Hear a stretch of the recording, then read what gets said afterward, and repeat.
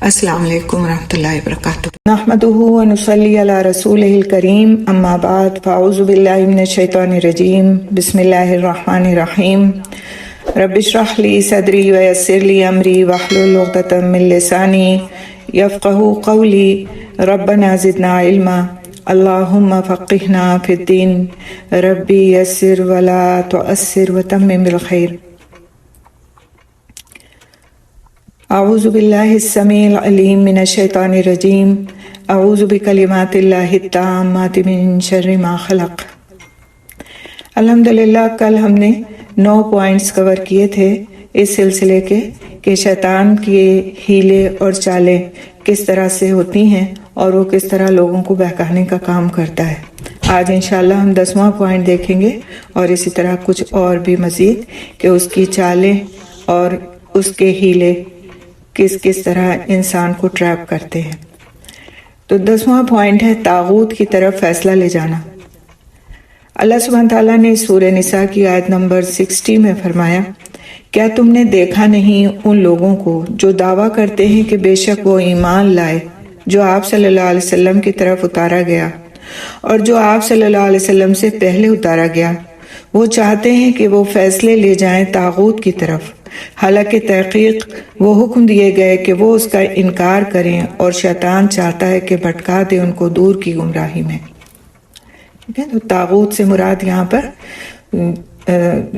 کئی معنی میں سے طاغوت کے ایک معنی شیطان بھی ہے، اور اسی طرح سے وہ سرکش لیڈر جو اسلام کے خلاف جا کر کے اپنی مرضی کے مطابق فیصلوں کو کریں، تو ان کی طرف وہ فیصلے لے جاتے ہیں، بہکاتے ہیں کہ ان کی طرف فیصلے لے جائیں، اپنی مرضی کے فیصلے کرائیں تاکہ ان کو وہ کچھ مل سکے جو وہ چاہتے ہیں، بجائے اس کے کہ وہ فیصلہ کیا جائے جو شرع کے حساب سے بہتر اور معتبر ہے۔ اور یہ اکثر و بیشتر دیکھنے میں آتا ہے کہ لوگ پیسے دے کر کے اپنی مرضی کے مطابق فیصلے کرا لیتے ہیں، اور کچھ لوگ ایسے ہوتے ہیں جو واقعی پیسے لے کر وہ فیصلے کر دیتے ہیں کہ جو ان کی مرضی کے ہوں جو پیسے دے رہے ہیں۔ تو یہ بھی شیطان کی ایک چال ہے، کیونکہ ایک دفعہ جب ایک فیصلہ ہو جاتا ہے تو پھر اسی کے مطابق عمل درآمد ہوتا ہے، اور بہت ساری وہ برائیاں سامنے آتی ہیں جو ایک صحیح فیصلے کے ہونے سے نہ آتی، لیکن چونکہ فیصلہ ایک ایسا انسان کر رہا ہے جو خود سرکش ہے، جو خود صحیح فیصلوں کی اس کو توفیق نہیں کہ وہ صحیح فیصلے کرے، تو پھر ایسے لوگوں کے پاس جانا اور ان سے فیصلے کرانا اور صرف اپنی مرضی کے فیصلے کو حاصل کرنے کے لیے ایسا کرنا انتہائی ایک جس کو کہتے ہیں شیطان کی چال میں آ جانا ہے، شیطان کے ہیلے میں پھنس جانا ہے۔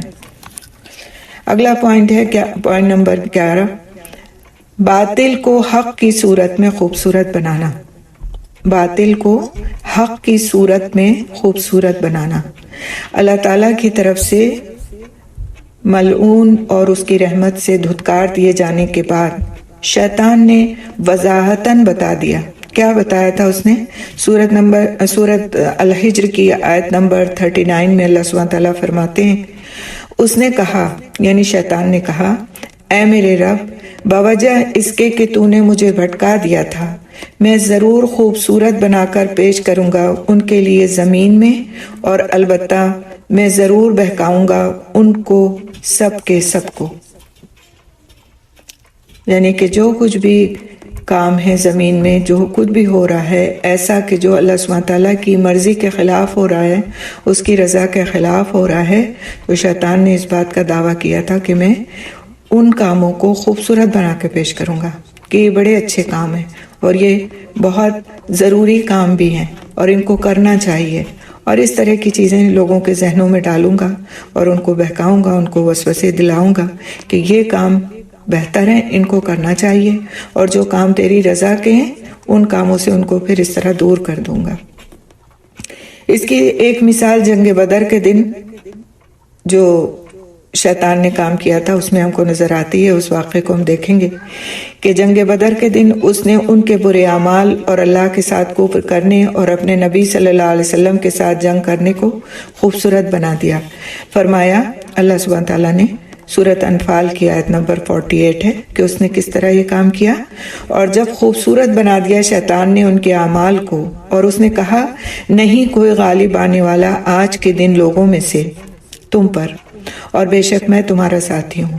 پھر جب سامنے آئیں دونوں جماعتیں تو پلٹ گیا اپنی دونوں ایڑیوں پر اور کہا بے شک میں بری الذمہ ہوں تم سے، بے شک میں وہ دیکھتا ہوں جو تم نہیں دیکھتے، بے شک میں ڈرتا ہوں اللہ سے اور اللہ سخت سزا دینے والا ہے. تو سورہ انفال میں جنگ بدر کا پورا واقعہ دیا گیا ہے، بتایا گیا ہے کہ کس طرح شیطان نے جا کر کے پہلے تو کفار کے دل میں، مشرکین کے دل میں یہ بات ڈالی کہ تم جنگ کرو مسلمانوں سے اور میں تمہارا ساتھ دوں گا، میں تمہارا ساتھ دوں گا، اپنے ساتھ کا یقین دلایا.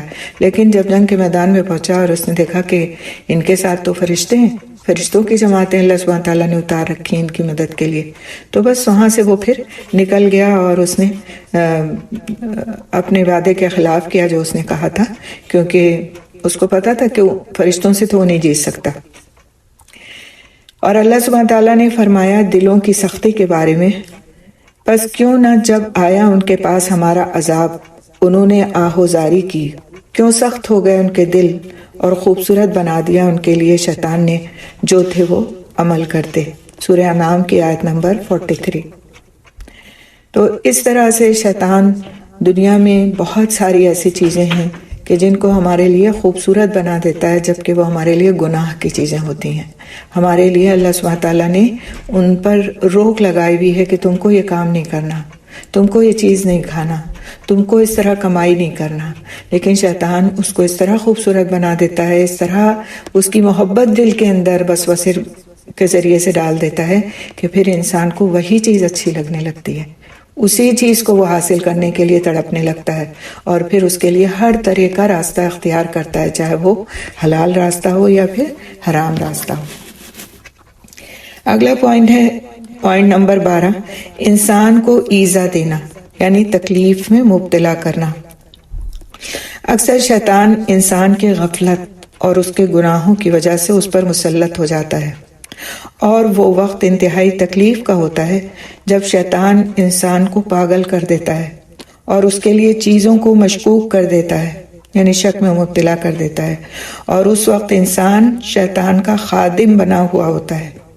اللہ سبحانہ تعالیٰ قرآن حکیم میں سورہ بقرہ کی آیت نمبر 275 میں فرماتے ہیں وہ لوگ جو سود کھاتے ہیں نہ کھڑے ہوں گے مگر جیسے کھڑا ہوتا ہے وہ شخص جس کو خپتی بنا دیا ہو شیطان نے چھو کے. یعنی قیامت کے دن ایسے لوگ اس طرح کھڑے ہوں گے جس طرح کوئی خپتی ہوتا ہے، پاگل ہوتا ہے، اور یہ کام کس نے کیا ہوگا؟ شیطان نے اس کو بہکایا ہوگا کہ وہ سود لے اور سود کھائے اور سودی کاروبار کرے اور اس میں اپنے آپ کو ڈالے، اور پھر اس کا نتیجہ یہ ہوگا کہ قیامت کے دن وہ ایک خپتی انسان کی طرح جس کو اپنا کوئی ہوش نہیں ہوتا وہ اس طرح کھڑا ہوگا. اس کے علاوہ شیطان انسان پر اس کو مختلف بیماریوں میں مبتلا کر کے بھی مسلط ہوتا ہے، اور یہ آیت اس بات کی دلیل ہے کہ ایسا بھی ہوتا ہے. حضرت ایوب کے بارے میں دلیل ہے کہ اور یاد کرو ہمارے بندے ایوب کو جب پکارا اس نے اپنے رب کو کہ چھو لیا ہے مجھے شیطان نے 7 مرض کے اور عذاب کے. 7 مرض کے اور عذاب کے. تو بعض مرض جو ہیں وہ بھی شیطان کی اذیتیں دینے کی وجہ سے سامنے آتے ہیں. ہر مرض کے بارے میں نہیں سوچنا چاہیے کہ ہمارے سر میں درد بھی ہو رہا ہے تو ہم کہیں کہ شیطان کی وجہ سے ہو رہا ہے، ہمیں بخار آ گیا تو ہم کہیں نہیں ہم تو کوئی دوا علاج نہیں کرتے، شیطان کی وجہ سے ہے. تو کئی امراض ایسے ہوتے ہیں کہ جو شیطان کے کچوکوں کی وجہ سے، شیطان کی داخل ہو جانے کی وجہ سے جسم کے اندر ہوتے ہیں. لیکن ہمیں دونوں طرح کے علاج پہ توجہ دینی چاہیے. اس بات کو بہت اچھی طرح سمجھ لیں کہ ہر مرض اس طرح نہیں ہوتا، بعض جسمانی بیماریاں بھی ہوتی ہیں، ان کا علاج بھی کرنا چاہیے، اور ساتھ ہی ہم کو جو طریقہ علاج اسلامی طریقہ علاج یہ بھی بتایا گیا کہ ہم رقیہ کریں اور اپنے آپ کو اللہ سبحانہ تعالیٰ کے پروٹیکشن میں دینے کے لیے صبح شام کے اذکار کریں، اور اس طرح کے دوسرے علاج جو ہم کو بتائے گئے ہیں، جس کا انشاءاللہ ہم لاسٹ ڈے میں تھوڑا سا وقت ملے گا تو ضرور تذکرہ کریں گے کہ یہ علاج کون سے علاج ہیں۔ یہاں پر ایک تسلسل نہ ٹوٹے اس لیے اس کو ہم تفصیل سے اس میں نہیں جائیں گے۔ تو بہرحال کچھ امراض شیطان کی وجہ سے انسان کو جسمانی طور پر اذیت میں مبتلا کرتے ہیں، یعنی اس کا جسم متاثر ہوتا ہے۔ جس طرح سے وہ نفس پر قابو پا لیتا ہے، انسان کی روح کو پر قابو پا لیتا ہے، دل پر قابو پا لیتا ہے، اسی طرح سے انسان کے جسم پر بھی بعض وقت اس کے اثرات اس طرح مرتب ہوتے ہیں کہ وہ کسی مرض میں مبتلا ہو جاتا ہے، کسی مرض میں مبتلا ہو جاتا ہے۔ اس لیے جسمانی امراض کے لیے بھی ہم کو فکر کرنا چاہیے۔ اگر کوئی ایسا مرض ہے کہ ہم کو سمجھ میں نہیں آ رہا ہے یا ڈاکٹرز کو سمجھ میں نہیں آ رہا ہے کہ آخر یہ کیوں ہو رہا ہے، یہ اس شخص کی ساری رپورٹ صحیح آ رہی ہیں، اس کے باوجود یہ اس اذیت میں کیوں مبتلا ہے، تو ایسے وقت میں ضرور انسان کو پھر توجہ کرنی چاہیے کہ وہ قرآن کے ذریعے سے اپنے لیے شفا حاصل کرے۔ قرآن مکمل شفا ہے، لیکن جس طرح سے یہ ہوتا ہے کہ آپ جب جاتے ہیں ڈاکٹر کے پاس تو آپ کو وہ آپ کے مخصوص مرض کی دوا دیتا ہے۔ ہوتا ہے نا ایسا کہ آپ کو اگر سر درد ہے تو آپ کو وہ ڈاکٹر سر درد کی دوا دیتا ہے، آپ کو بخار ہے تو بخار کی دوا دیتا ہے، یا آپ فارمیسی جاتے ہیں اور آپ کہتے ہیں کہ مجھ کو فلاں بیماری ہے، مجھ کو یہ دوا چاہیے، تو آپ کو فارمیسسٹ اٹھا کے کوئی بھی دوا ایسے ہی نہیں دے دیتا، یا ڈاکٹر اٹھا کے کوئی بھی دوا نہیں دے دیتا، بلکہ ایک مخصوص دوا دیتا ہے۔ اسی طرح سے قرآن کی مخصوص آیات کو سلیکٹ کیا گیا اور بتایا گیا کہ ان کے ذریعے سے اگر فلاں مرض ہے تو اس کا علاج کیا جائے، اس کے ذریعے سے اگر فلاں مرض ہے تو اس کے لیے پڑھا جائے، اور اس طرح سے جو صاحب علم لوگ تھے انہوں نے لوگوں کو گائیڈ کیا آگے۔ تو یہ ایک مکمل علم ہے، ایک مکمل سائنس ہے جس کو کہنا چاہیے۔ جس طرح سے میڈیکل سائنس ہے، اسی طرح سے ایک یہ روحانی علاج کا بھی ایک علم ہے جس کو لوگ حاصل کرتے ہیں اور پھر لوگوں کو دوسروں کو فائدہ بھی پہنچاتے ہیں جو خیر خواہ ہوتے ہیں۔ تو یہ بیماریاں اس طرح کی شیطان کی طرف سے بھی بسا اوقات ہوتی ہیں۔ یہاں پر کہنے کا مطلب اور اس پوائنٹ کو کلیئر کرنے کا مقصد یہی تھا۔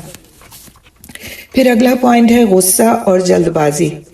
دو چیزیں ہیں، دیکھیں، غصہ اور دوسری چیز جلد بازی، یہ دونوں شیطان کی طرف سے ہوتی ہیں۔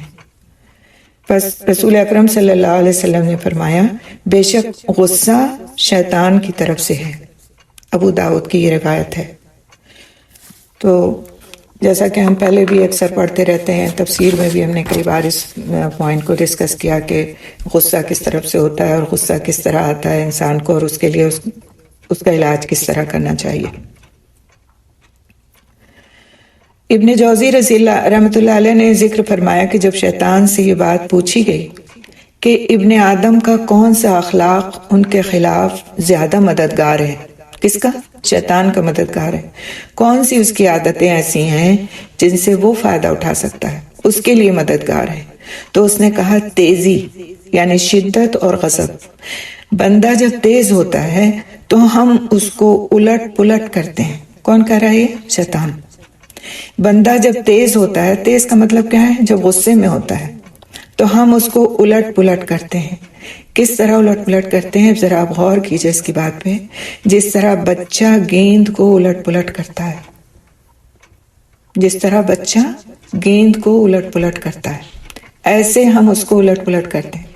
اب کبھی غصہ آئے نا اور طبیعت میں تیزی آئے تو تصور کریں اس بات کا کہ ایک بچہ جس طرح گیند کو الٹ پلٹ کرتا ہے، اس طرح شیطان اس وقت مجھے الٹ پلٹ کر رہا ہے، اور مجھے وہ علاج اپنا کر لینا چاہیے جو غصے کو دور کرنے کے لیے کیا جاتا ہے، یعنی تعوذ پڑھنا۔ ابھی آگے جب ہم ذرائع پڑھیں گے اس کے ہیلوں سے بچنے کے، اس میں ہم پڑھیں گے انشاءاللہ۔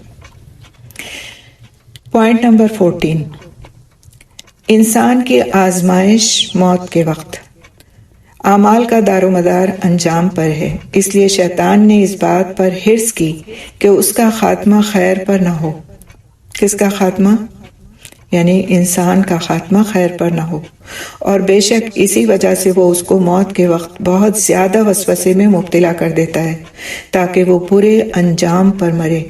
اسی لیے نبی صلی اللہ علیہ وسلم یہ فرماتے ہوئے دعا مانگتے تھے، اے اللہ بے شک میں تیری پناہ چاہتا ہوں اوپر سے گرنے سے اور دب کر مرنے سے اور ڈوب کر مرنے سے اور جل کر مرنے سے، اور میں تیری پناہ چاہتی ہوں یا چاہتا ہوں جو بھی ہے آپ اپنے حساب سے کہہ سکتے ہیں کہ کیا کس بات کی پناہ چاہتا ہوں کہ پاگل کر دے مجھ کو شیطان موت کے وقت۔ ترمذی کی یہ روایت ہے، اور یہ دعا ہم کو دعاؤں کی کتاب میں حصن المسلم میں بھی مل جائے گی آپ کو یہ دعا، اور صبح شام کے اذکار میں بھی یہ دعا موجود ہے۔ تو مسلم بندے کے لیے ضروری ہے کہ وہ اس دنیا میں اچھے اعمال کرے یہاں تک کہ وہ لائق ہو جائے کہ اللہ اس کو شیطان کے اغوا سے بچا لے۔ یہ ایک طرح سے شیطان کی کڈنیپنگ ہے، اغوا ہے، جو وہ انسان کے ساتھ اس وقت کرتا ہے جب وہ موت سے قریب ہو۔ بے شک انسان اسی بات پر مرتا ہے جس پر وہ اپنی زندگی میں ہوتا ہے۔ اگر وہ اہل تقوی، استقامت اور اطاعت والوں میں سے ہوتا ہے تو وہ اسی پر مرتا ہے، اور اگر وہ اہل تفریط اور ضائع کرنے والوں میں سے ہوتا ہے تو شیطان موت کے وقت اس کو پاگل بناتا ہے، بہکاتا ہے اور اس کو اچھے خاتمے سے پھیر دیتا ہے۔ اور یہ بہت سارے اس کے لیے لوگوں کے واقعات ہیں، ایکسپیرینسز ہیں کہ کس طرح انہوں نے اپنی زندگی گزاری اور پھر موت کے وقت ان کو اسی طرح کے حالات سے دوچار ہونا پڑا جس میں وہ اپنی زندگی گزار کر کے آئے تھے۔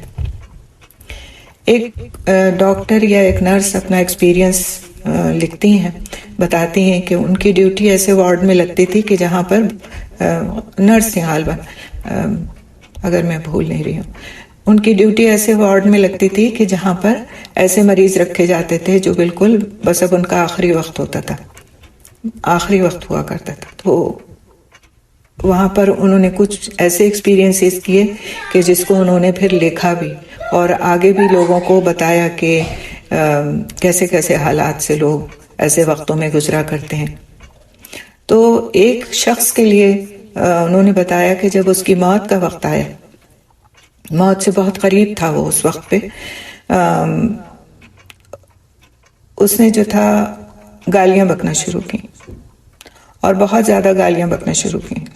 اب یہ جو تھیں مسلمان تھیں تو ان کو بہت تکلیف ہوئی کہ یہ شخص اس طرح کر رہا اور اس کی موت اتنے قریب ہے، لیکن وہ اس کو روک نہیں پائیں کہ وہ اس کو گالیاں بکنے سے روک دیتی۔ اور بعد میں جب اس کے گھر والوں سے پوچھا گیا تو پتہ چلا کہ وہ اپنی زندگی میں بہت گالی گلوچ کا عادی تھا۔ اب اس وقت اس کے گھر والے تو نہیں تھے اس کے سامنے، نہ اس کا کوئی دشمن تھا اس وقت اس کے سامنے جس کو گالیاں دے رہا تھا، لیکن اس کے منہ سے گالیاں نکل رہی تھیں، اس لیے کہ اپنی زندگی میں اپنے اس طور طریقے کو اس نے اپنایا ہوا تھا۔ اسی طرح ایک شخص کا واقعہ تھا کہ وہ حافظ قرآن تھے اور گانے بہت سنا کرتے تھے، ساتھ میں گانے سنا کرتے تھے۔ تو کسی نے ان سے پوچھا کہ آپ حافظ قرآن ہیں اور آپ اتنے گانے سنتے ہیں؟ تو انہوں نے کہا کہ مجھے بہت اچھے لگتے ہیں گانے سننا، مجھے یہ گانے سننا بہت پسند ہے۔ تو انہوں نے کہا اچھا آپ یہ بتائیے کہ آپ اپنے قرآن پڑھنے کو زیادہ وقت دیتے ہیں یا اپنے گانے سننے کو؟ تو انہوں نے کہا یہ تو میرا شوق ہے، میں اپنے گانے سننے کو وقت دیتا ہوں، اچھا خاصا وقت دیتا ہوں۔ اور جب ان کا انتقال ہوا تو گانا گاتے اور سنتے ہوئے ہی ان کا انتقال ہوا۔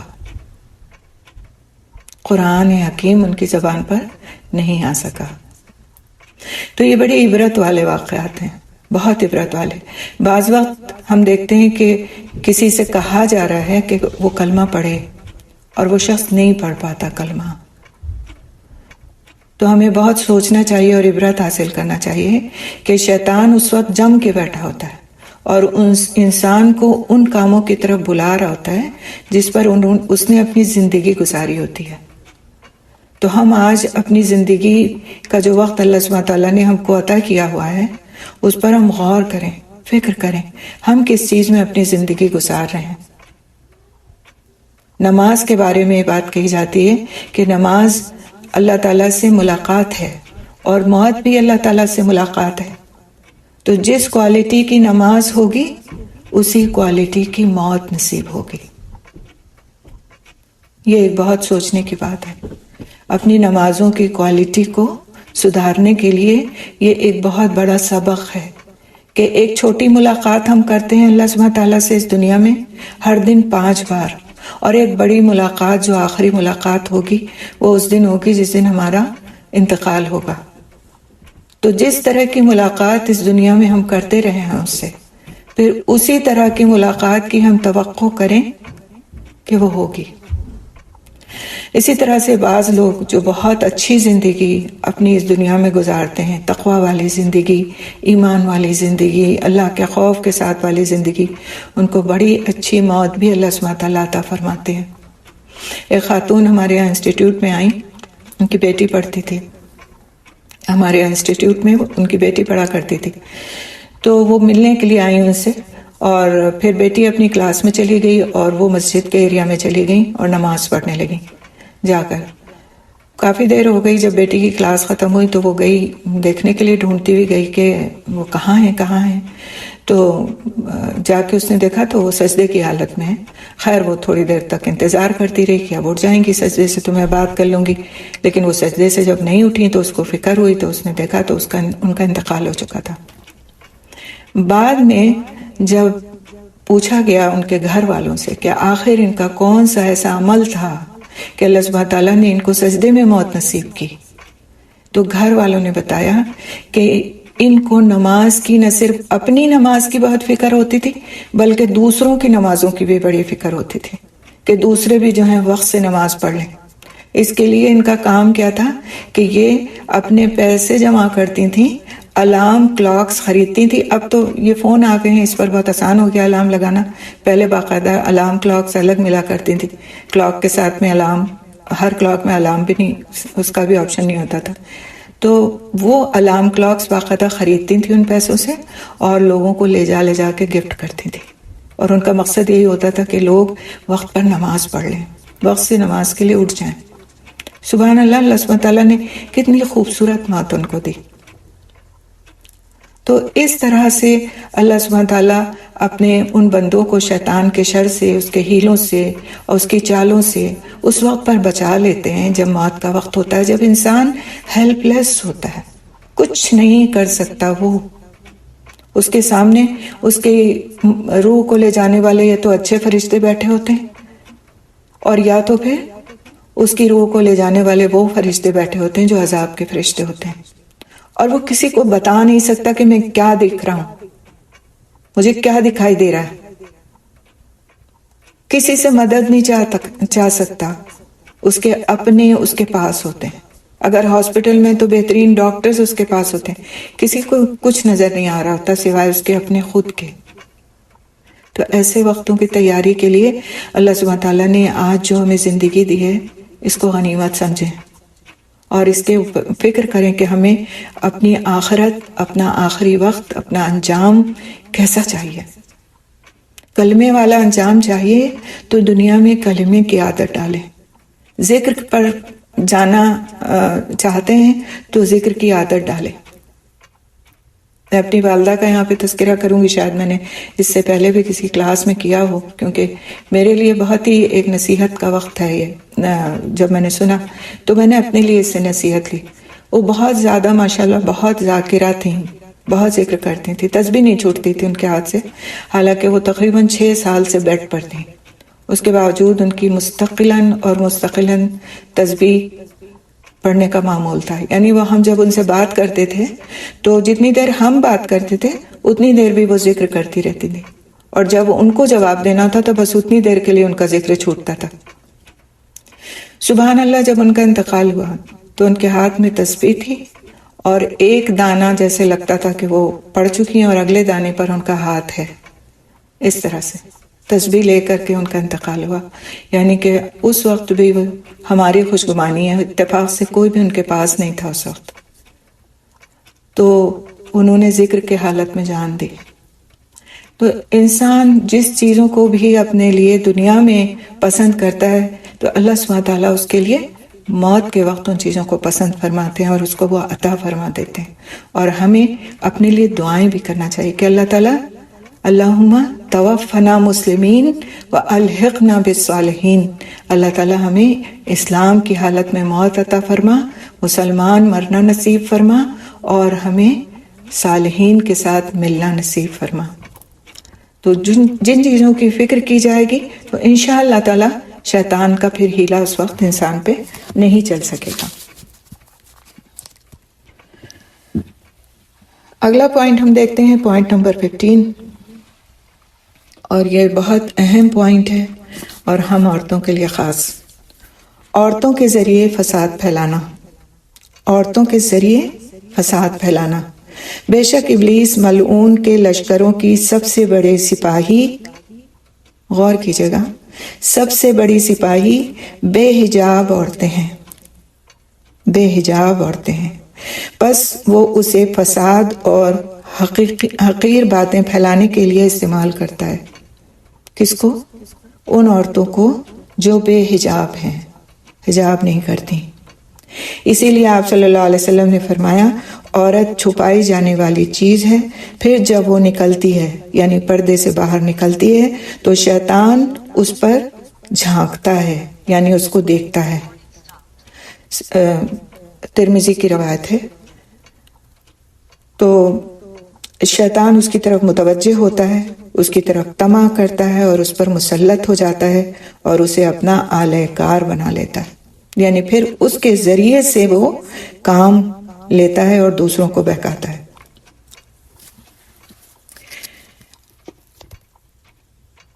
نبی کریم صلی اللہ علیہ وسلم نے فرمایا، مسلم کی روایت ہے، بے شک دنیا میٹھی ہے سراسر، اور بے شک اللہ جانشین بنانے والا ہے اس میں تم کو، تاکہ وہ دیکھے کہ تم کیسے کام کرتے ہو اس میں، کیسے کام کرتے ہو اس میں۔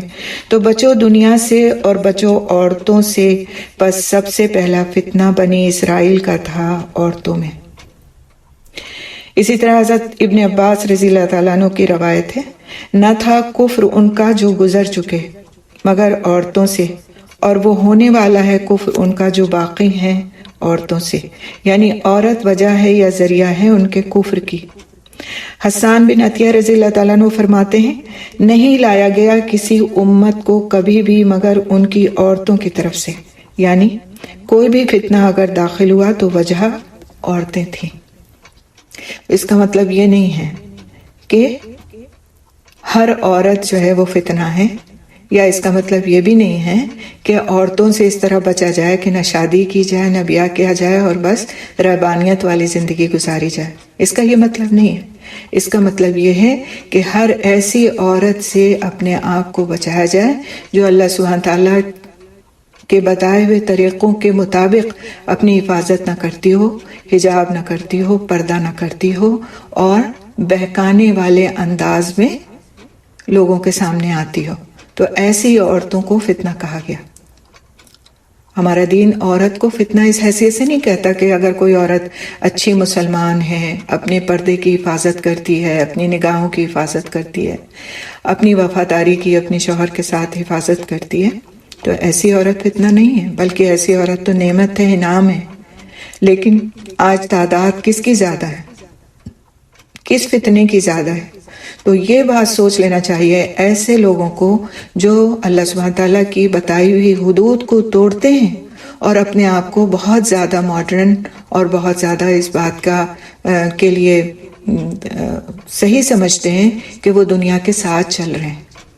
تو ایسے لوگوں کو سوچ لینا چاہیے کہ وہ پھر شیطان کے لشکر کے سپاہی ہیں، اور ہم میں سے کون ہوگا جو ایسا بننا چاہے گا یا اس بات کو پسند کرے گا یا اس حقیقت کو تسلیم کرے گا کہ وہ شیطان کے لشکر کا سپاہی بن جائے۔ اگلا پوائنٹ ہے پوائنٹ نمبر 16، شوہر اور بیوی کے درمیان جدائی ڈالنا، خاندانوں کو ڈھا دینا یعنی برباد کر دینا، بیٹوں کو آوارگی کے راستے پر ڈالنا اور آباد گھروں کو ویران کرنا شیطان کے اہداف میں سے ہے، یعنی اس کے ٹارگٹس میں سے ہے، اور اسی لیے وہ کوئی کسر نہیں چھوڑتا کسی ایسی کوشش میں جو جدائی ڈالے مرد اور اس کی بیوی کے درمیان، تاکہ اس کا ہدف مکمل ہو جائے۔ اس کا ٹارگٹ کمپلیٹ ہو جائے جو اس نے قسم کھا کر مقرر کیا تھا۔ حضرت جابر رضی اللہ تعالیٰ عنہ سے روایت ہے کہ آپ صلی اللہ علیہ وسلم نے فرمایا، بے شک ابلیس اپنا عرش پانی پر رکھتا ہے، پھر وہ بھیجتا ہے اپنا لشکر، تو سب سے قریب ان میں سے اس سے مقام میں، ان میں سب سے بڑا فتنے میں ان میں سے ایک آتا ہے، یعنی اس کے لشکروں میں سے ایک شیطان جو مقام میں اس سے بہت قریب ہوتا ہے اور فتنے میں سب سے زیادہ فتنہ پھیلانے والا ہوتا ہے، وہ آتا ہے اور کیا کہتا ہے؟ وہ کہتا ہے، خبر دیتا ہے، بڑے مطلب اپنے ہیڈ کو خبر دیتا ہے، میں نے اس کو چھوڑا ہی نہیں یہاں تک کہ میں نے جدائی ڈال دی اس کے درمیان اور اس کی بیوی کے درمیان۔ انہوں نے فرمایا پھر وہ اس کو اپنے قریب کر لیتا ہے۔ کون جو ہیڈ ہے، لیڈر ہے، وہ اس کو، اس شیطان کو جو یہ خبر لے کر کے آیا، اس کو اپنے قریب کر لیتا ہے اور کہتا ہے ہاں تم ہی تو ہو، یعنی جس نے سب سے بڑا کارنامہ انجام دیا وہ تم ہی ہو۔ تو شیطان کے نزدیک سب سے بڑا کارنامہ انجام دینے والا وہ شیطان ہے جو شوہر اور بیوی کے درمیان جدائی ڈال دے۔ استغفر اللہ۔ آج ہمارے گھروں میں ہر گھر کا یہ المیہ ہے، آلموسٹ کہیں نہ کہیں، گھر کا نہ کہیں تو ہر خاندان کا کہہ لیں کہ ہر خاندان میں کوئی نہ کوئی ایسا قصہ موجود ہے جہاں شوہر اور بیوی کی جدائی موجود ہے۔ اس کے بہت سارے راستے ہیں، کبھی شوہر اور بیوی آپس میں لڑ بیٹھتے ہیں، کبھی کوئی رشتہ دار ان میں آپس میں جدائیاں ڈلوا دیتے ہیں، کبھی اور کسی طرح سے، کبھی اور کسی طرح سے، کبھی خواہشات نفس اتنی زیادہ ہوتی ہیں کہ آپس میں ایک دوسرے کے ساتھ نہیں نبھ پاتی۔ تو کبھی بھی ایسے حالات پیش آئیں، ایسے وقتوں میں جب محسوس ہونے لگے کہ یہ ہمارا رشتہ نہیں چل پائے گا یا ہمارے اس رشتے میں درار پڑنے لگ گئی ہے، تو غور کریں اپنے اعمال پہ، کہیں میرا کوئی عمل تو ایسا نہیں کہ جس کی وجہ سے میں شیطان کا شکار ہو رہی ہوں، مجھ پہ شیطان اپنا زور چلا رہا ہے، میرا گھر برباد کرنا چاہتا ہے۔ ہم ان لوگوں کی طرف دیکھنے لگتے ہیں جو ہمارے سسرالی رشتے ہوتے ہیں کہ یہ ہمارا گھر برباد کرنا چاہتے ہیں، یہ ہمارے بیچ میں جدائی ڈلوانا چاہتے ہیں، یہ ہمارے ساتھ ایسا کرنا چاہتے ہیں۔ حقیقت کیا ہوتی ہے؟ ٹارگٹ کون بن رہا ہوتا ہے؟ ہم خود بن رہے ہیں نا ٹارگٹ، تو اس کا مطلب ہے کہ ہمارے اندر خود کہیں پر کوتاہی موجود ہے، جس کو ہدف بنا کر کے شیطان ہم کو اپنے ٹریپ میں لینا چاہتا ہے۔ ہمارے اذکار میں کمی ہو گئی ہے، ہماری نمازوں میں کمی ہو گئی ہے، ہماری طہارت میں کمی ہو گئی ہے، ہمارے اللہ تعالیٰ کی فرما برداری اور اطاعت کے کاموں میں کمی ہو گئی ہے۔ ہم کہاں پر کمی کر رہے ہیں اس پر ہمارا غور و فکر نہیں ہوتا۔ ہم فوراً اپنے چاروں طرف نظر ڈالتے ہیں، کبھی اس سے رشتہ کاٹ لیتے ہیں، کبھی اس سے رشتہ کاٹ لیتے ہیں، اور ہر ایک کو ہم سمجھتے ہیں اس نے ہمارے اوپر کچھ جادو کر دیا ہے، کوئی نظر لگا دی ہے، کوئی ہم سے حسد کر لیا ہے، اس نے ہمارے شوہر کو بہکا دیا، اس نے ہمارے شوہر کو بہکا دیا۔ لیکن ہوتا کیا ہے، ہم اپنے اعمال پر خود نظر نہیں کرتے، ہم سے خود کہاں پر کوتاہی ہو رہی ہے۔ کیونکہ جب ہم سے کوتاہی ہوتی ہے نا اور ہم گناہوں میں پڑتے ہیں تو ہم شیطان کا بہترین ہدف بن جاتے ہیں، وہ ہمارے اوپر اپنا ہر وار کر کے کامیاب ہو جاتا ہے، اور پھر وہ اپنے ہیڈ کے سامنے جا کر کے سرخرو ہو جاتا ہے کہ اس نے شوہر کے اور بیوی کے درمیان جدائی ڈلوا دی۔ کیونکہ آپ دیکھیں کہ خاندانوں کا ٹوٹ جانا بہت ساری برائیوں کا سبب بنتا ہے۔ بچے تتر بتر ہو جاتے ہیں، ایسے بچوں کی تربیت نہیں ہو پاتی، وہ اپنے والدین کو کیا دیکھ کر کیا سوچتے ہیں اور کیا لیتے ہیں اپنی زندگی کے لیے، وہ ایک اچھے اور مکمل انسان نہیں بن سکتے۔ پھر آگے جا کر وہ معاشرے کے لیے برے بن جاتے ہیں۔ شوہر اور بیوی جو الگ الگ ہو جاتے ہیں وہ مختلف مسائل کا شکار ہو جاتے ہیں، مختلف طرح سے معاشرے کے لیے ایک مصیبت بن جاتے ہیں۔ تو یہ سارے کام شیطان صرف ایک بار میں، ایک ہلے میں، جس کو کہتے ہیں کر لینا، وہ کر لیتا ہے کہ وہ شوہر اور بیوی کے درمیان جدائی ڈلوا دیتا ہے، اور پھر اس کے بعد جو اس سے شر پھیلتا ہے اس کا سلسلہ لامتناہی ہوتا ہے۔ تو یہ شیطان کا ایک ایسا وار ہے کہ ہم کو سمجھنا چاہیے کہ یہ شیطان کا وار ہے، اور یہ اس وجہ سے ہے کوتاہی مجھ سے ہوئی ہے۔ مجھے پہلے اپنے آپ کو ٹھیک کرنا ہے، پھر مجھے دیکھنا ہے دوسری طرف کہ اور کہاں سے کیا خرابی آ رہی ہے۔ خرابی ہمارے اوپر اس وقت تک آئے گی نہیں انشاءاللہ جب تک ہم خود اپنا احتساب، اپنا محاسبہ، اپنا حساب روز کے حساب سے نہیں کرتے ہوں گے۔ روز کے حساب سے اپنا حساب کریں، اپنے آپ کو خود، جس کو کہتے ہیں کٹہرے میں کھڑا کرنا، وہ کریں، بیٹھ جائیں تھوڑی دیر کے لیے اور پوچھیں اپنے آپ سے آج کتنے کام اللہ کی رضا والے کیے میں نے، اور آج کتنے کام اللہ کی ناراضگی والے کیے میں نے، کیا ریشیو ہے اس کا، کہاں کہاں مجھ سے بھول ہوئی۔ توبہ کریں، اگلے دن کے لیے دعا کریں کہ اللہ تعالیٰ آج کا دن جیسا بھی گزر گیا آپ مجھے معاف کر دیجئے، اس پر میری غلطیوں کو، میری خطاؤں کو درگزر کر دیجئے، اور انشاءاللہ باذن اللہ مجھے اپنا اگلا دن آپ کی رضا والا گزارنے کی توفیق دے دیجئے۔ اور کوشش کریں اپنے پچھلے دن سے اگلے دن کا موازنہ کریں کہ اگلا دن بہتر ہو رہا ہے کہ نہیں۔ کل 3 نمازیں اگر بے وقت پڑھی تھیں تو آج کیا ہم نے 4 نمازیں وقت پر پڑھی ہیں؟ کل اگر ہماری فجر قضا ہو گئی تھی تو آج ہم نے ادا کر کے پڑھی ہے؟ اس طرح سے موازنہ کریں، تب ہم اپنی زندگیوں کو انشاءاللہ شیطان کے ہیلوں سے بچا سکیں گے۔ تو الحمدللہ یہ کچھ ہم نے چالیں جو شیطان کی تھیں وہ پڑھی، ان کے بارے میں پڑھا۔ اس کے علاوہ بھی بہت کچھ ہے جس کو ہم روزمرہ کی زندگیوں میں ہم اپنے دیکھتے رہتے ہیں، لیکن یہاں کچھ پوائنٹس نوٹ کیے گئے تھے جو آپ کو بتائے گئے۔ اس کے بعد ہم انشاءاللہ دیکھیں گے کہ کس طرح نجات پائی جا سکتی ہے شیطان کے ہیلوں سے یا اس کی چالوں سے۔ تو یہاں اب یہ بات بتائی جائے گی کہ کس طرح شیطان کی چالوں اور اس کے ہیلوں اور اس کے جال سے بچا جائے، اور وہ شیطان جو کہ انسان کو ایک لمحے کے لیے بھی نہیں چھوڑتا، بلکہ وہ اس کے جسم میں خون کی طرح دوڑ رہا ہے، جیسا کہ آپ صلی اللہ علیہ وسلم کی حدیث میں آیا ہے۔ خالد بن معدان فرماتے ہیں، نہیں کوئی انسان مگر یہ کہ شیطان داخل ہے، یعنی چھپا ہوا ہے، ریڑھ کی ہڈی کے مہروں میں غالب آ گیا ہے، اس کی گردن پر، اس کے کندھے پر منہ کھولے ہوئے ہے، اس کے دل پر۔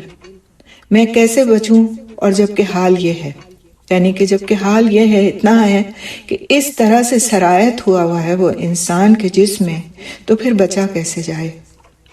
پھر اگر میں اس پر ایک بار غالب بھی آ جاؤں تو عنقریب وہ مجھے بہکانے کے لیے 1000 بار لوٹے گا، تو میں کیسے استطاعت رکھ سکتا ہوں مقابلے اور استقامت کی اس کے دھوکے اور تزئین کے سامنے۔ تزئین یعنی وہ جو خوبصورت بنا کر پیش کرتا ہے چیزوں کو، اس کے سامنے کیسے کروں میں؟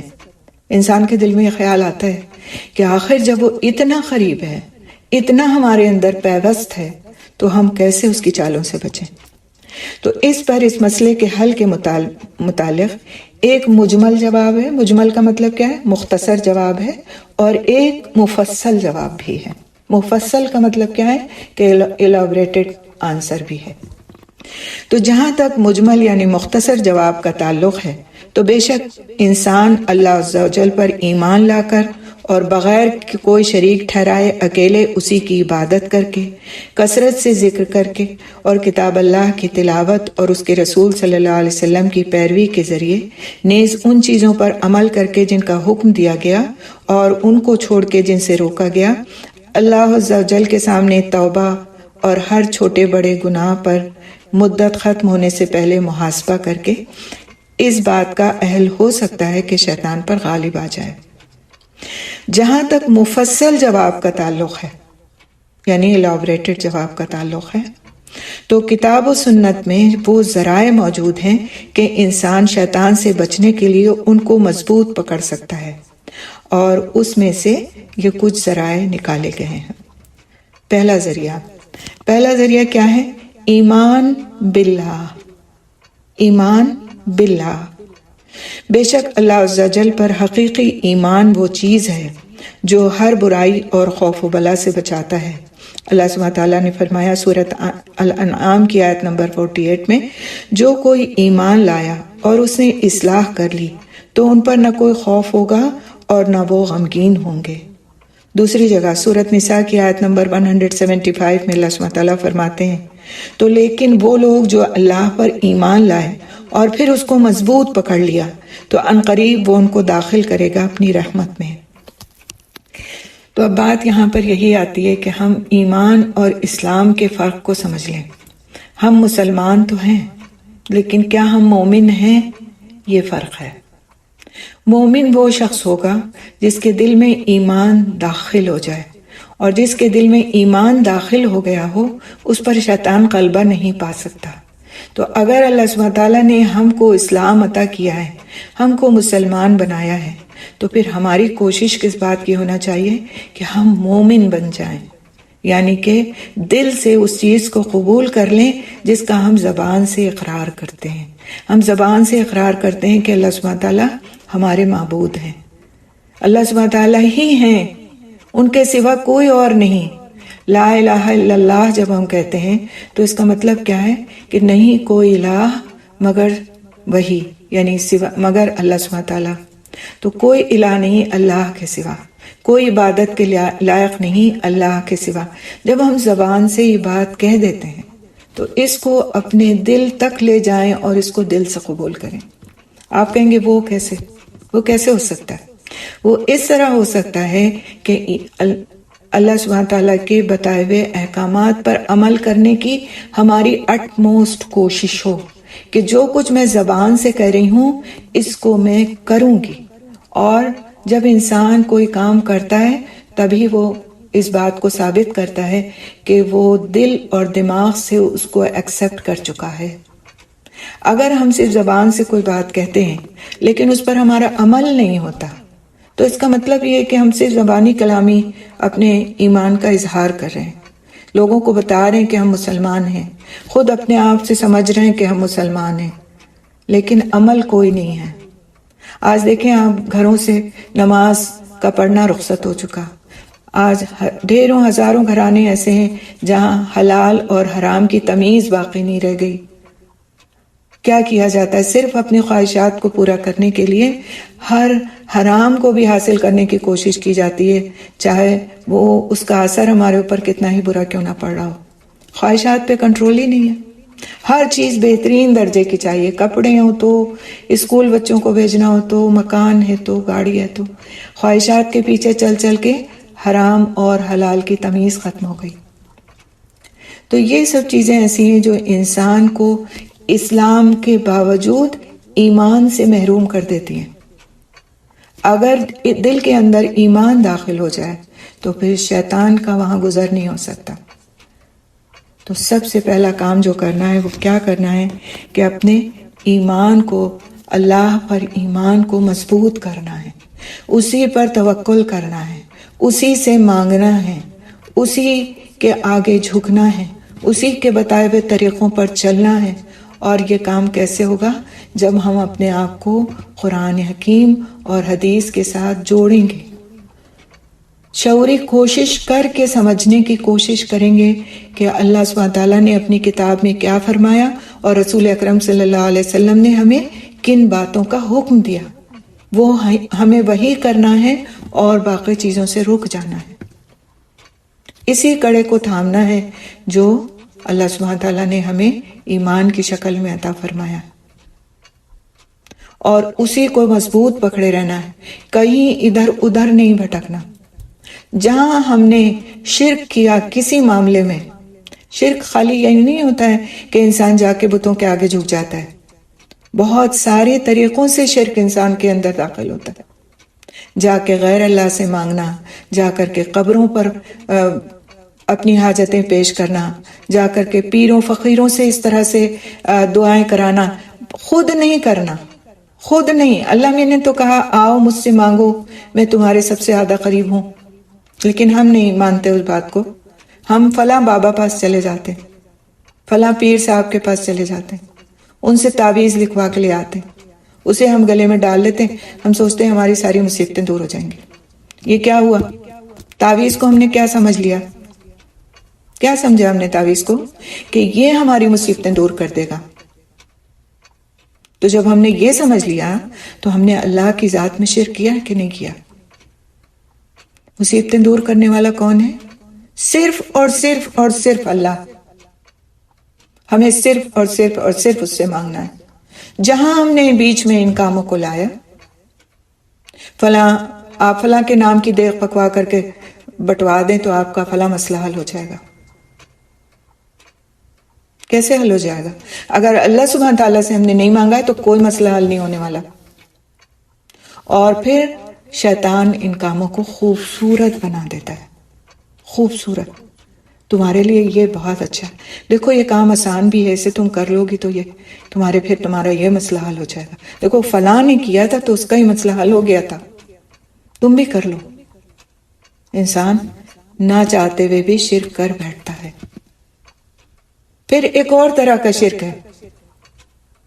وہ شرک کیا ہے کہ جب ہم اپنے پیاروں کی، اپنی اولاد ہو، والدین ہوں، ماں باپ ہوں، بہن بھائی ہوں، کوئی ہوں، ان کی باتوں کو اللہ سبحانہ تعالیٰ کی بات پر ترجیح دیتے ہیں تو گویا ہم ان کو شریک بناتے ہیں اللہ تعالیٰ کی ذات کے ساتھ. میں پردہ نہیں کرتی. کیوں نہیں کرتی بھئی آپ پردہ؟ میرے شوہر نہیں چاہتے. ٹھیک ہے. میں نے نماز نہیں پڑھی، میرے کپڑے پاک نہیں رہتے اس لیے کہ میرے بچے چھوٹے ہیں. میں حلال کمائی پہ ہمارا گزارا نہیں ہو پاتا، بچوں کی یہ خواہش بھی ہے، وہ خواہش بھی ہے، ان کو اچھے اسکولوں میں پڑھانا بھی ہے، لہٰذا تھوڑا بہت تو چلتا ہے نا. آج دنیا اسی طرح چل رہی ہے. یہ کیا ہوا؟ کون شریک ہو رہا ہے اللہ کے ساتھ؟ کون شریک ہو رہا ہے؟ آپ کے بچے، آپ کے فیملی کے وہ لوگ جن سے آپ بہت محبت کرتے ہیں. اس شرک کو ہم شرک نہیں سمجھتے. اللہ کی محبت جب تک انسان کے دل کے اندر سب چیزوں سے بڑھ کر نہیں ہوتی، اس کا ایمان مکمل نہیں.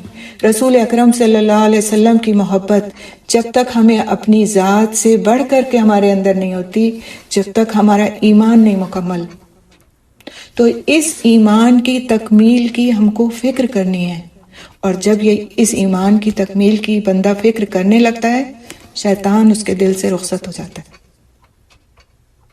کہتا ہے یہاں ہمارا کام نہیں ماننے والا یہ شخص، یہ تو اپنے ایمان کے پختگی کی فکر پر لگا ہوا ہے، کوشش پہ لگا ہوا ہے، صحیح میں لگا ہوا ہے، میری کہاں سننے والا. چلتے ہیں یہاں سے کہیں اور بناتے ہیں ٹھکانہ. تو ایمان باللہ، اللہ پر ایمان سب سے پہلی چابی ہے، کنجی ہے، کی ہے شیطان کو رخصت کرنے کی اپنی زندگی سے اور اس کے ٹریپ سے نکلنے کی. جہاں کہیں بھی کوئی اس طرح کا خیال آئے، بار بار آئیں گی یہ چیزیں. ہم زندگی میں دوسروں کے ساتھ رہتے ہیں نا، دوسروں کی سنتے بھی ہیں، بار بار وہ چیزیں ہمارے اوپر حملہ آور ہوتی ہیں. شیطان تو لگا ہوا ہے نا ہمارے ساتھ بہکانے کے لیے، لیکن ہمارا کام یہ ہے کہ بار بار ہمیں ان کو جھٹکنا ہے. اور ہم مضبوط کیسے ہوں گے اس جھٹکنے کے لیے؟ جب ہم اللہ کی رسی کو مضبوطی سے تھام لیں گے. اور وہ اللہ کی رسی ہے کیا؟ اللہ کی کتاب. اللہ کی کتاب ہی اللہ کی رسی ہے، اور اسی سے سب سے کمزور ہمارا ناتا ہے. ہم دیکھیں تو صحیح، سب سے کمزور ناتا اگر دنیا میں کسی کتاب سے ہمارا ہے تو اللہ کی کتاب سے. ہم کہیں گے کہ ہم تو اپنے گھروں میں اس کو اہتمام کے ساتھ رکھتے ہیں، غلاف میں لپیٹ کر کے، اتنا ہم ادب کرتے ہیں کہ اس کی طرف پیٹھ بھی نہیں کرتے، اتنا ہم اس کا ادب کرتے ہیں کہ اس کو ہم نے الماری کے سب سے اوپر والے شیلف پہ رکھا ہوا ہے، اتنا ہم ادب کرتے ہیں کہ ہم نے بچوں کے لیے قاری صاحب رکھے کہ وہ آ کر کے تو روز ان کو پڑھا کے جائیں. اتنی تو ہمارے زندگیوں میں اس کی اہمیت ہے. آپ مجھے خود بتائیے کہ کیا یہ اہمیت کافی ہے؟ اگر ہم اس کو سمجھتے نہیں، پڑھتے نہیں، اس کو اپنی زندگیوں میں ہم کیسے داخل کر سکتے ہیں، کیسے عمل کر سکتے ہیں اس کے اوپر، جب کہ ہم نے اس کو سمجھا ہی نہیں. کوئی ایک خط آپ کے پاس کوئی بھیجے جو کسی دوسری زبان میں، ایسی زبان میں ہو جو آپ کو نہیں آتی، لیکن خط لانے والا یہ کہے کہ یہ بہت امپورٹنٹ لیٹر ہے اور آپ کو اس کے مطابق چلنا ہوگا ورنہ آپ کا بڑا نقصان ہو جائے گا. آپ کیا کریں گے؟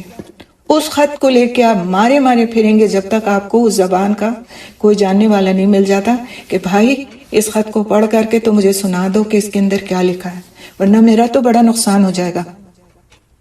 اب آپ یہ بتائیے کہ قرآن ہمارے لیے اللہ تعالیٰ کی نعمت ہے، تحفہ ہے، اور ہم اس بات کو ایک جواز بنا کے کہ عربی زبان میں جو ہمیں سمجھ نہیں آتی، ہم صرف اس کی عربی کو پڑھ لیتے ہیں اور اس کو سمجھنے کی کوئی کوشش نہیں کرتے. کسی کو نہیں ڈھونڈتے کہ جو ہمیں سمجھا کے پڑھا دے. کوئی مل جاتا ہے تو بھی اس سے ہم پیٹ پھیر لیتے ہیں کہ ہمارے پاس ٹائم کہاں ہے تھا کہ ہم بیٹھ جائیں اس کے لیے. تو پھر شیطان اگر ہمارے دلوں پر قبضہ کرتا ہے تو پھر ہمیں شکایت نہیں ہونا چاہیے کہ ہمیں شیطان وسوسے ڈالتا ہے اور شیطان ہمیں بہکا لیتا ہے. جہاں کمزوری ہوگی وہ بہکائے گا. اگر ایمان باللہ، ایمان اللہ پر مضبوط ہے تو پھر وہ شیطان کو رخصت کر دیتا ہے، اور اگر کمزور ہے انسان ایمان میں تو پھر اس کے لیے ایک کھلا دروازہ ہے کہ وہ آئے اور بہکائے. دوسرا پوائنٹ ہم دیکھتے ہیں، دوسرا ذریعہ اللہ تعالیٰ کے لیے خالص ہونا.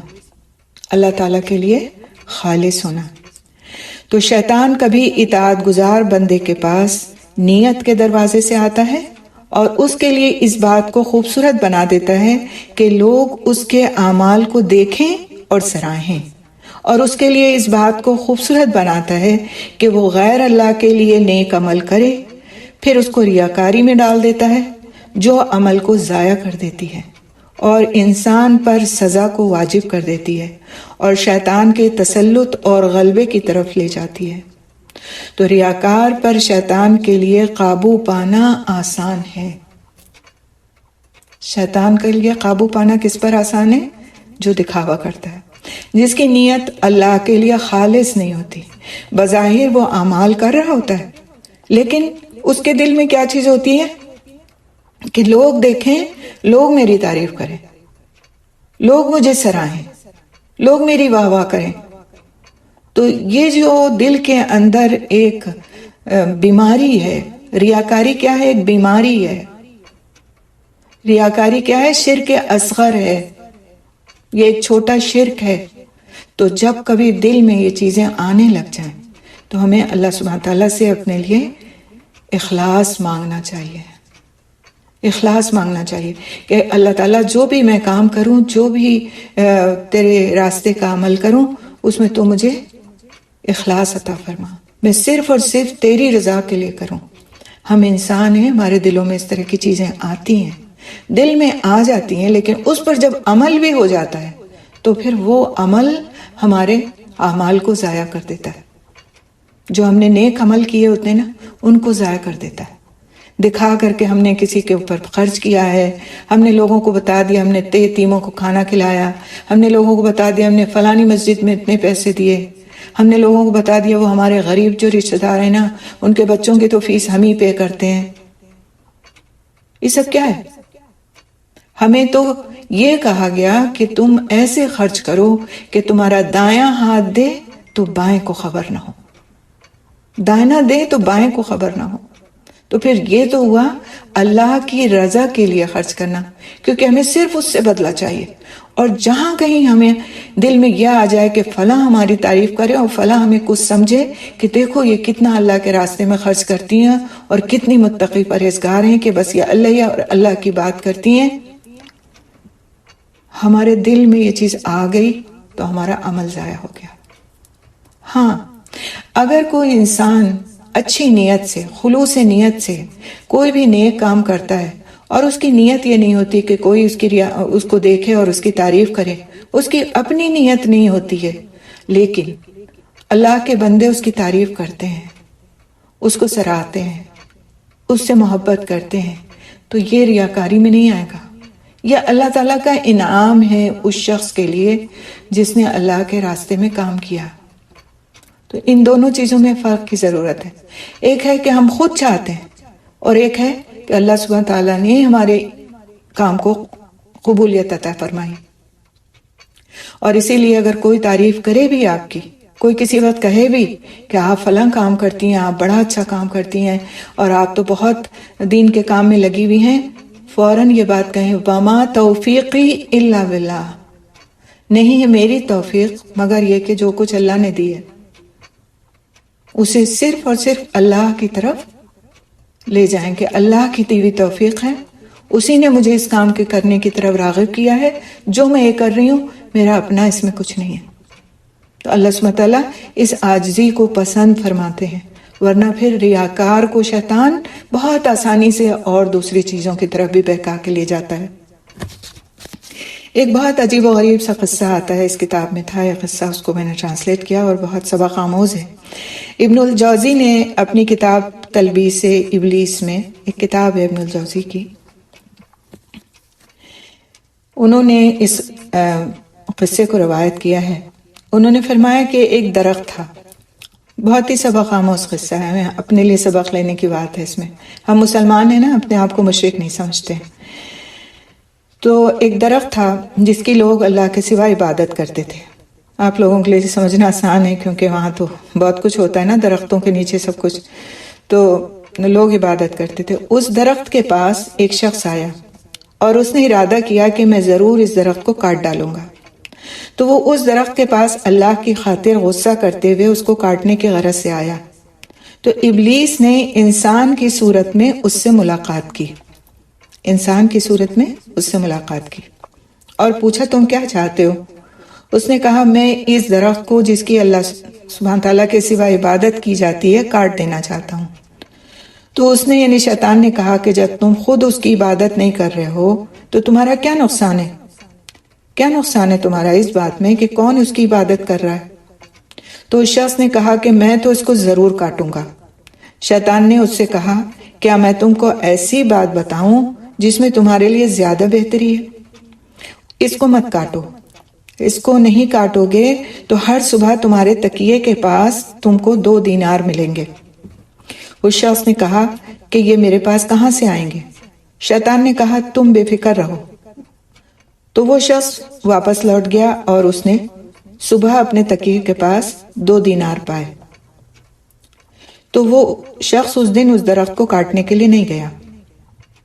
اس نے سوچا یہ تو اچھا سودا ہوا ہے، میں نے درخت نہیں کاٹا مجھے دینار ملیں گے. اگلی صبح ہوئی تو اس نے وہ 2 دینار نہیں پائے. تو وہ غصے میں درخت کو کاٹنے کے ارادے سے کھڑا ہوا. اب کیا ہوا کہ شیطان اس کے پاس اپنی اصلی صورت میں آیا اور پوچھا کہ تم کیا چاہتے ہو؟ تو اس آدمی نے کہا کہ میں اس درخت کو کاٹنا چاہتا ہوں جس کی عبادت اللہ کے سوا کی جاتی ہے. تو اس نے یعنی شیطان نے کہا کہ تم نے جھوٹ بولا اور اب تمہارے لیے یہ کام کرنے کا کوئی راستہ نہیں ہے. لیکن پھر بھی وہ شخص اس کو یعنی درخت کو کاٹنے کے لیے چلا گیا. تو شیطان نے اس کو زمین پر دے مارا اور اس کا گلا پکڑ لیا اور قریب تھا کہ اس کو قتل کر دے. پھر اس سے بولا کہ تم کو پتہ ہے میں کون ہوں؟ میں شیطان ہوں. پہلی مرتبہ تم اللہ کے خاطر غضبناک ہو کر آئے تھے تو میرے پاس تم پر غالب آنے کا کوئی راستہ نہیں تھا. تم اللہ کے خاطر آئے تھے اور تم نے مجھے اپنے پاس آنے سے روک دیا تھا. پس میں نے تم کو 2 دیناروں کا لالچ دے کر دھوکہ دیا تو تم نے اپنے نیک ارادے کو چھوڑ دیا. پھر جب تم دوبارہ آئے تو 2 دیناروں کے نہ ملنے کی وجہ سے غصہ کر کے آئے تو میں تم پر مسلط کر دیا گیا اور تم میرے قابو میں آ گئے. سبق کیا ہے اس میں کہ جب ہم کوئی بھی نیک کام اللہ کے خاطر کرتے ہیں تو اللہ سبحانہ تعالیٰ شیطان کا قابو بس ہم پہ نہیں چلنے دیتا. ہماری خالص نیت اللہ سبحانہ تعالیٰ کے فرشتوں کی مدد ہمارے پاس لے آتی ہے. اور جب ہماری نیت اپنے لیے ہو جاتی ہے، اپنی شہرت کی، اپنی ریاکاری کی، اپنے دکھاوے کی، تو شیطان مسلط کر دیا جاتا ہے اور اس سے پھر نجات پانا ممکن نہیں ہوتا. تو نیت کو چیک کرنے کی ضرورت ہے. جیسے ہم بیمار ہو جاتے ہیں نا، ڈاکٹرز ہماری نبض چیک کرتے ہیں، اس طرح ہم کو ہر دن اپنی نیت چیک کرنا ہے. آج اتنے کام میں نے کیے، اس میں نیت میری کیا تھی؟ اللہ کی رضا کی نیت تھی یا دنیا کے لوگوں کے لیے نیت تھی؟ اگلا پوائنٹ ہم دیکھتے ہیں انشاءاللہ، رسول اکرم صلی اللہ علیہ وسلم کی پیروی. یعنی کون شخص شیطان کی چالوں سے بچے گا؟ جو اللہ کے رسول کی پیروی کرے گا. بے شک شیطان کی چالوں سے نجات دلانے والی بڑی چیزوں میں سے ایک کتاب و سنت کے طریقے کا اتباع ہے. کیونکہ شیطان اس پر حریص ہے کہ وہ لوگوں کو اس سے پھیر دے، اسی لیے بدعات شیطان کو گناہوں سے زیادہ محبوب ہیں۔ سفیان ثوری رحمۃ اللہ علیہ فرماتے ہیں بدعت شیطان کو گناہ سے زیادہ محبوب ہے، کیونکہ گناہ سے توبہ کر لی جاتی ہے لیکن بدعت سے توبہ نہیں کی جاتی۔ حضرت ایوب سختیانی رحمۃ اللہ علیہ فرماتے ہیں صاحب بدعت جتنی زیادہ محنت کرتا ہے بدعت کرنے میں، اتنا ہی اللہ سے دور ہو جاتا ہے۔ غور کرتے جائیے، صاحب بدعت جتنی زیادہ محنت کرتا ہے بدعت کرنے میں، اتنا ہی اللہ سے دور ہو جاتا ہے۔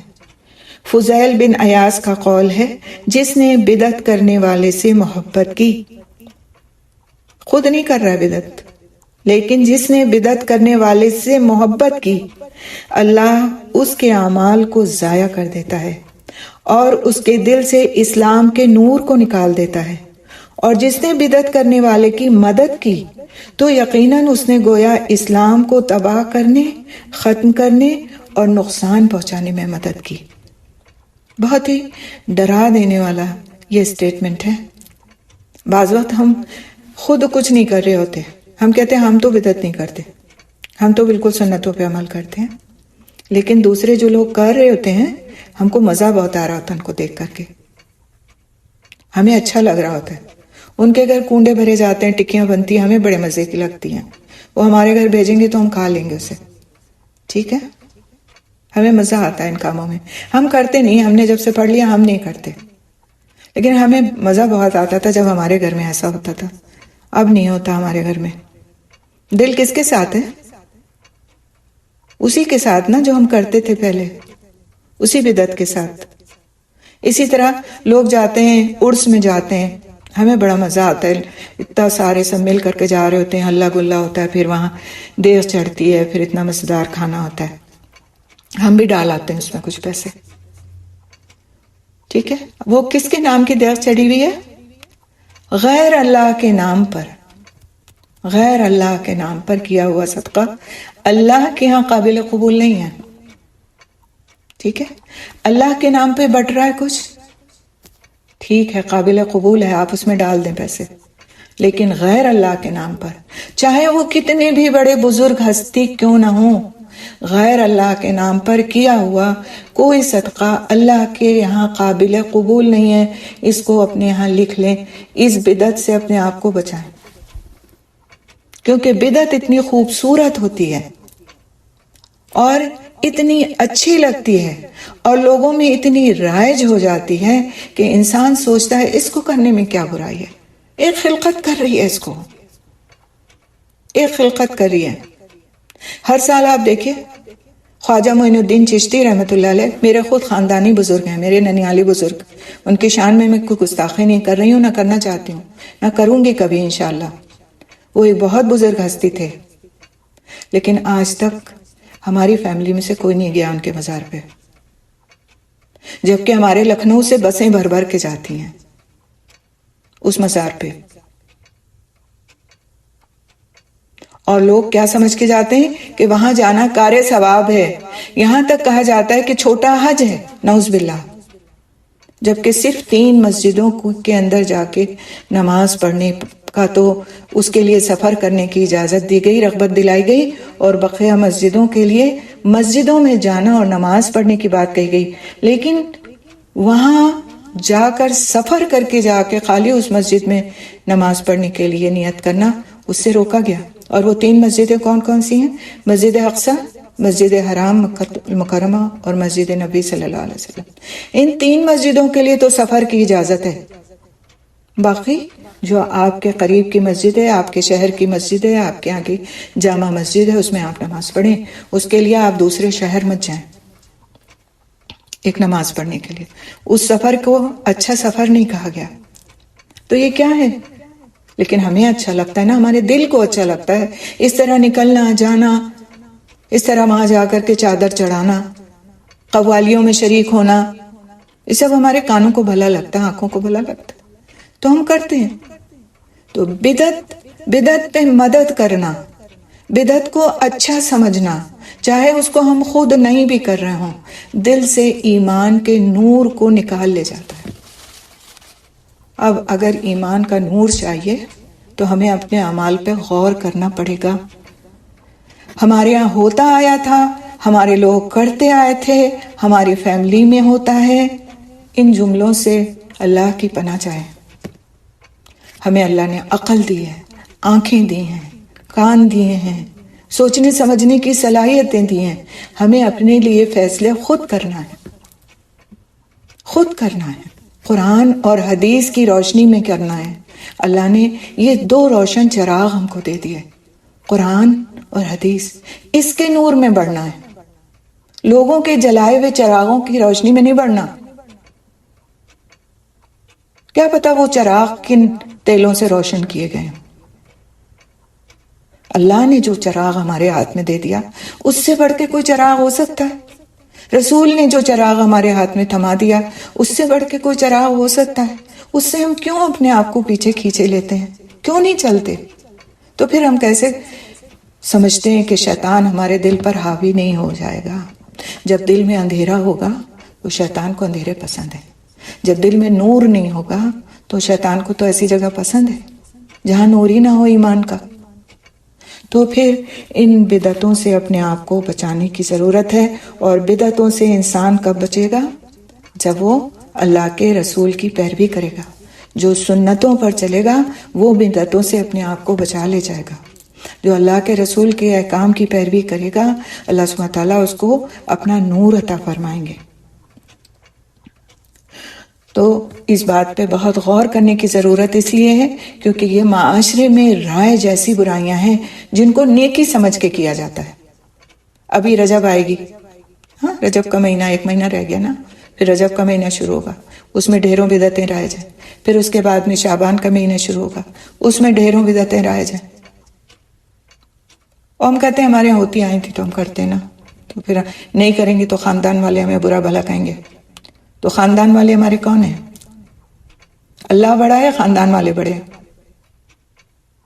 اللہ کے رسول کی بات زیادہ بڑی ہے یا خاندان والوں کی بات ضرور بڑی ہے؟ اللہ کے رسول نے اللہ کے راستے میں گالیاں سنی، گالیاں، مار کھائی، زخمی ہوئے، جان کے در پہ ہو گئے لوگ.